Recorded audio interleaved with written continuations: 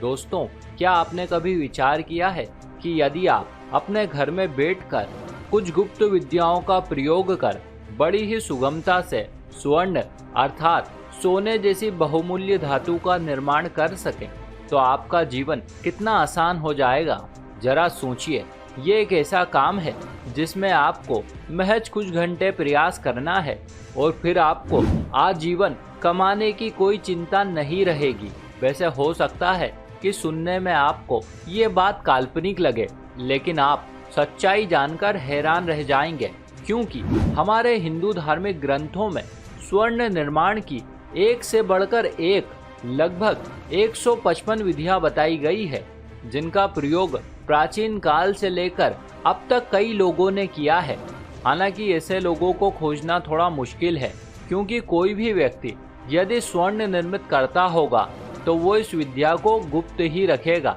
लेकिन जब आप उन प्राचीन ग्रंथों में इस विद्या को तलाशेंगे तो संभवतः आप भी स्वर्ण निर्माण में सफल हो सकते हैं। वैसे इसी क्रम में आज हम आपको स्वर्ण निर्माण की विधि से लेकर उन लोगों की जानकारी भी देंगे जिन्होंने अपने घर पर सोना बनाया है। साथ ही उन प्राचीन ग्रंथों की जानकारी भी देंगे जिनकी आसान विधि को प्रयोग में लाकर आप भी सोना बना सकते हैं। नमस्कार और एक बार फिर स्वागत है आप सभी का आपके अपने वीडियो कलेश यूट्यूब चैनल पर।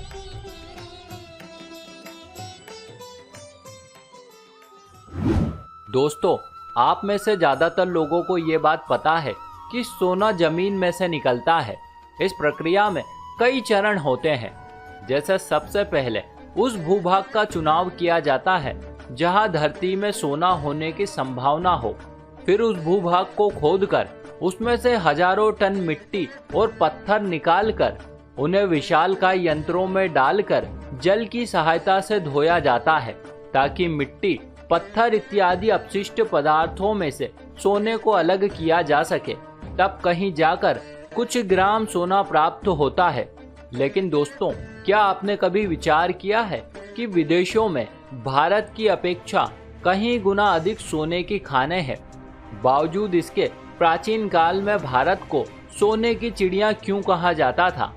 दरअसल इसके पीछे का रहस्य यह है कि भारत में प्राचीन काल में सोना बनाया जाता था, और यही वजह है कि दुनिया भर की खदानों में जितना स्वर्ण जमीन के अंदर नहीं है, भारत में उससे कहीं गुना अधिक सोना जमीन के ऊपर अर्थात लोगों के पास है। और न सिर्फ प्राचीन काल में, अपितु पौराणिक ग्रंथों में दी गई जानकारियों के आधार पर आज भी कई लोग गुप्त रूप से सोना बनाकर उसी से अपनी दिनचर्या चलाते हैं। और इसके पुख्ता प्रमाण हमें आज से कुछ 100 साल पूर्व महात्मा गांधी की उपस्थिति में देखने को मिलते हैं। ये बात 27 मई सन 1941 की है। उस दिन वाराणसी शहर स्थित बिरला हाउस में Mahatma Gandhi, Mahadev Desai, Yugal Kishore Birla, chief engineer Wilson, Birla mill Delhi के सेक्रेटरी सीताराम खेमका इत्यादि जैसे दिग्गजों की उपस्थिति में प्रसिद्ध आयुर्वेदाचार्य कृष्णपाल शर्मा ने लगभग 1 तोला पारे से 1 तोला सोना बना डाला। इस अद्भुत चमत्कार को देख वहां उपस्थित सभी लोग चकित रह गए। उन्हें अपनी आंखों पर विश्वास नहीं हुआ। तदनंतर उन्होंने इस स्वर्ण की जांच एक कुशल जोहरी से कराई और निसंदेह उस जोहरी ने इसकी प्रामाणिकता पर मुहर लगा दी। हालांकि कृष्णपाल शर्मा जी ने महादेव द्वारा उद्घाटित की गई 155 विधियों में से एक जिस विधि से स्वर्ण का निर्माण किया था, वो विधि कोई जोखिम भरी नहीं थी, परंतु फिर भी वहां सुरक्षा के लिए पुख्ता इंतजाम किए गए थे। इसी वजह से उन्होंने इतनी कम मात्रा में सोना बनाया, अन्यथा वे तो लगभग 100 किलो सोना भी बना सकते थे। और इस प्रकार से दोस्तों, आयुर्वेदाचार्य ने यह साबित किया था कि वे खुद सोना बना सकते हैं। साथ ही उन्होंने ये भी बताया था कि स्वर्ण निर्माण की अद्भुत विद्या उन्हें एक ऋषि के आशीर्वाद से प्राप्त हुई थी। बाद में ये खबर 6 नवंबर सन 1983 के साप्ताहिक पत्रिका हिंदुस्तान में छापी गई और इसके बाद ये सारी बातें बिरला मंदिर परिसर में लगे शिलालेख पर दर्ज कर दी गई थी। वैसे आपकी जानकारी के लिए बता दें कि कृष्णपाल शर्मा ही एकमात्र ऐसे व्यक्ति नहीं थे जिन्हें स्वर्ण निर्माण की विधि का ज्ञान था। उसी सदी में स्वर्ण निर्माण करने वाले एक और राजवैद्य हुए। उनका नाम था वैद्य रत्न पंडित राम प्रसाद।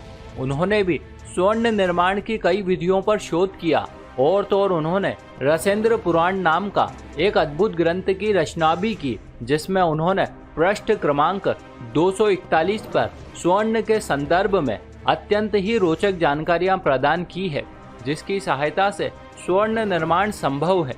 लेकिन अब विडंबना ये है कि यह ग्रंथ संस्कृत भाषा में है, अतः इस भाषा को हिंदी में डिकोड करना अर्थात समझना अत्यंत ही कठिन है। लेकिन दोस्तों, आपकी जानकारी के लिए हम आपको स्वर्ण निर्माण की एक सरल विधि बताते हैं, जिससे कि आपको इस प्रक्रिया का संक्षिप्त विवरण पता चल जाएगा। वैसे आप चाहे तो स्वर्ण निर्माण के लिए आप स्वयं भी इस विधि को प्रयोग में ला सकते हैं। इस प्रक्रिया के 3 चरण हैं। इसके पहले चरण में हम एक बर्तन का निर्माण करेंगे और इसके लिए हम 500 ग्राम शुद्ध लोहा, 500 ग्राम शुद्ध पीतल और 500 ग्राम शुद्ध कांसा लेकर इन तीनों को अलग अलग पिघलाएंगे। इसके बाद इन तीनों के मिश्रण को एक साथ मिलाकर एक कटोरे नुमा पात्र का आकार दे देंगे। वैसे आप चाहें तो इस पात्र को अपनी निगरानी में किसी कुशल कारीगर से भी बनवा सकते हैं। अब बात करते हैं इसके दूसरे चरण की। इसके अंतर्गत दोस्तों, आप किसी विश्वसनीय पंसारी की दुकान से 200 ग्राम गंधक, 200 ग्राम नीला थोथा या टूटिया, 200 ग्राम नमक और 200 ग्राम कुमकुम या रोली और इतना ही रस सिंदूर खरीदें। साथ ही 100 ग्राम शुद्ध पारा और शहद भी ले लें। अब बात करते हैं तीसरे अर्थात इसके अंतिम चरण की। इसके अंतर्गत दोस्तों, जो सामग्री आपने एकत्रित की है उसमें से गंधक, नीला थोथा, नमक और रोली को अलग अलग कूट लें और जब ये महीन हो जाए तब इन्हें 1 लीटर पानी में घोल दें। तत्पश्चात इस घोल को 3 धातुओं से निर्मित उस कटोरे नुमा पात्र में डालकर चूल्हे या स्टोव पर धीमी आंच में पकने के लिए छोड़ दें। अब 100 ग्राम पारे को रस सिंदूर में अच्छी तरह घोटें, जिससे कि पारे का विष निकलकर साफ हो जाएगा। और अब इसकी छोटी छोटी गोलियां बना लें। अब इन गोलियों पर शहद लपेट दें। अब दोस्तों, आप इन गोलियों को खोलते हुए घोल में पकने के लिए छोड़ दें। अब ये गोलियां धीरे धीरे से पकने लगेंगी।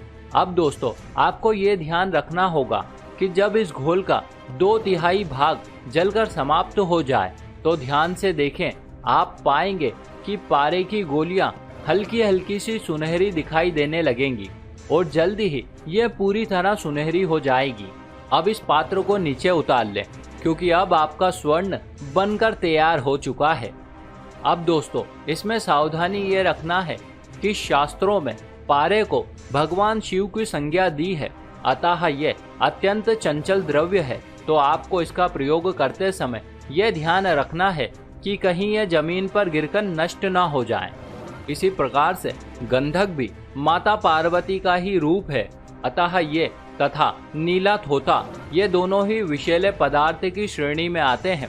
तो आप इनका प्रयोग सावधानी पूर्वक करें।